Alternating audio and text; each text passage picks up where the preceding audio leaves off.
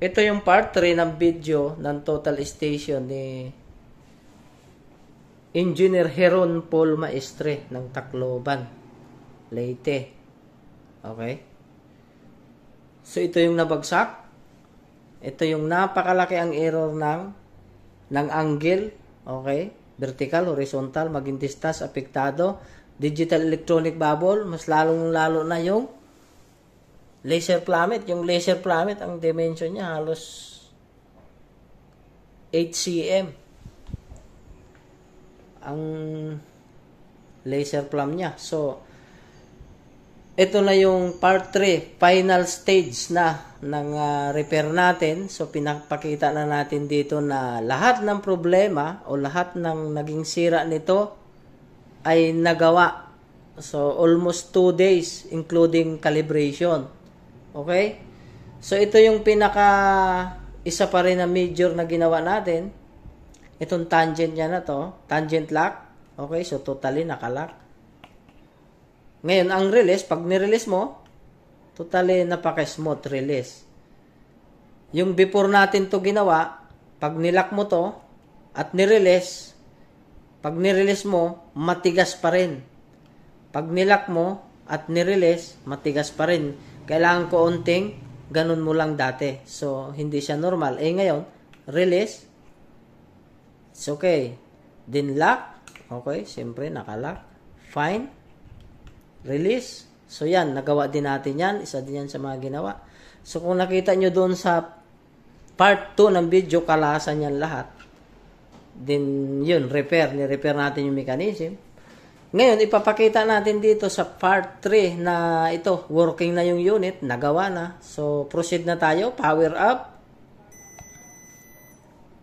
So, inuuna natin yung unit ni Sir. Okay. So, pag titingnan nyo, ayan o, tilt over. Okay? Pero tingnan nyo yung physical na tubular bubble. Dito sa face na to. Naka-sintro siya pero naka-tilt over pa rin. Tingnan mo yung physical bubble, oh. Sintro. Pero tilt over. So, yan yung another problem pa niya. Kaya, aayusin natin yan pag sinalang sa calibration. So, dito sa third phase, tingnan natin yung physical tubular. Ayan, oh. Tilt over. Okay. So, now, tingnan natin yung digital electronic bubble, i-on natin. Tingnan natin.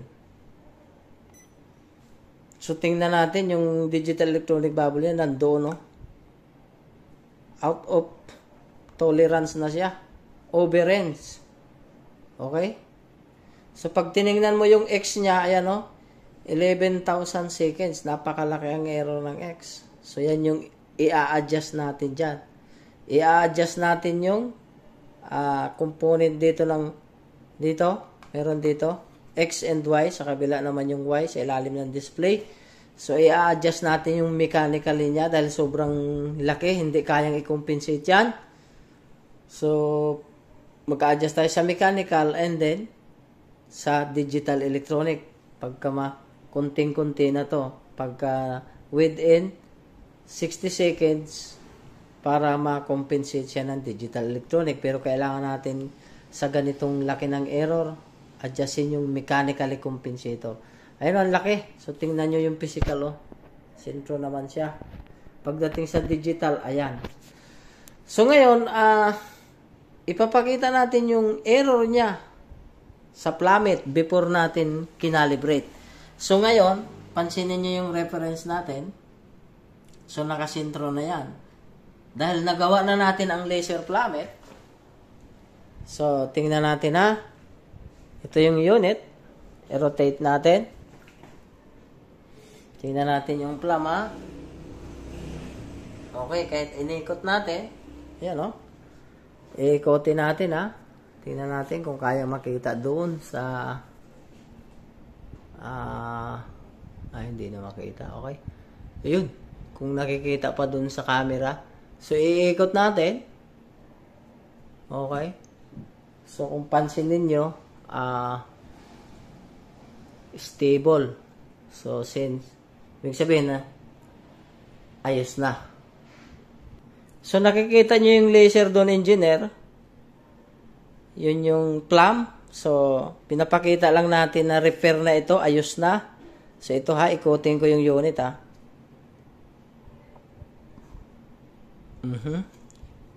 Okay. So, nakita nyo yung, yun o, ikutin ko ha. Okay. So, halos hindi gumagalaw. Okay. So, yan, pinakita lang din natin yan na yan ay repair na, working na. Okay. Kaya, pinakita lang namin sa video na to na yung error doon na napakalaki, almost 8 cm. Yan, nagawa yan. So, yung sa part 2 na video, nandoon kung ano yung mga ginawa natin. Okay? So, ayun. Dito sa error na yan, ay mamaya babalikan natin once na ma-adjust natin yan. So, yan. Pinakita lang muna natin before natin yan ayusin. Yan yung error niya. Kaya, mamaya, mag-a-adjust tayo dyan. Then, balikan natin yung video na yan. At makikita natin na nagawa. So, kailangan mag-coincide yung physical tubular bubble at ang digital electronic bubble. Okay? So, yun. Okay? So, yan. Dahil yung error na yan, nakasalang na siya dyan. So, ang continuation ng video natin na yan. So, ayun na. Naayos na natin yung napakalaking error na yan. Okay? Yung error dito kanina na kung titingnan nyo dyan kanina, tilt. Naka-tilt siya. So, ngayon, tingnan nyo yan, engineer. Oh. So, yung tubular bubble niya ay level 360. Ngayon, tingnan natin yung electronic digital bubble niya. Ito.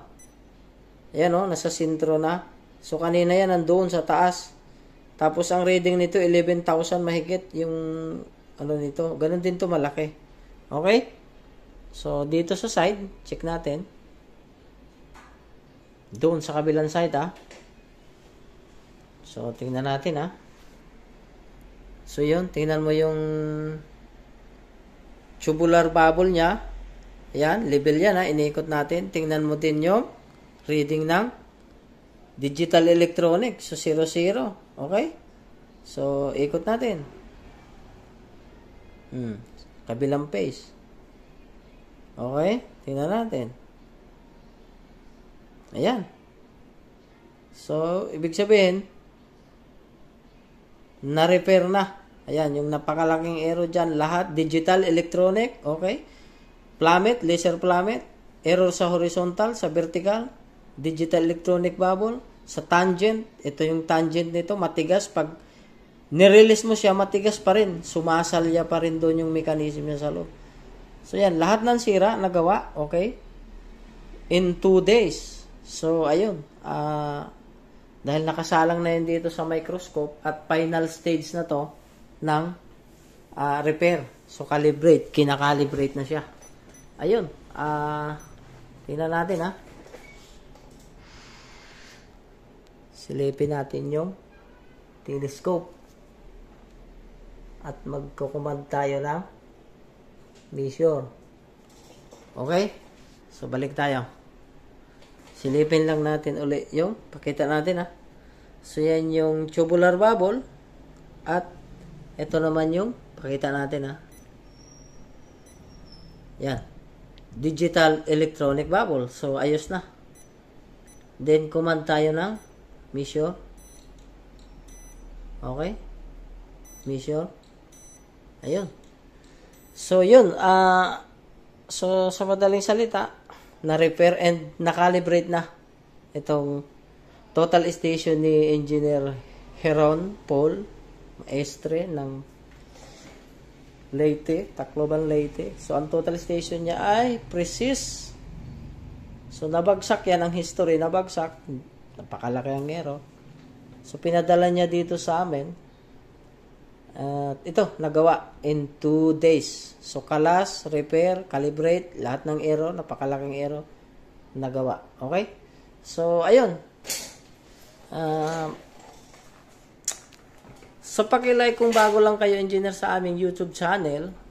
Paki-like, share, and subscribe. Paki-hit na rin po ang notification bell para sa mga i-upload namin na mga video tungkol sa surveying, total station man yan o ano man yan. Purely surveying tayo, engineering and surveying services. Okay, sales repair and calibration. We provide after sales support service regardless of brand name. So, ayun. Yun lang, engineer.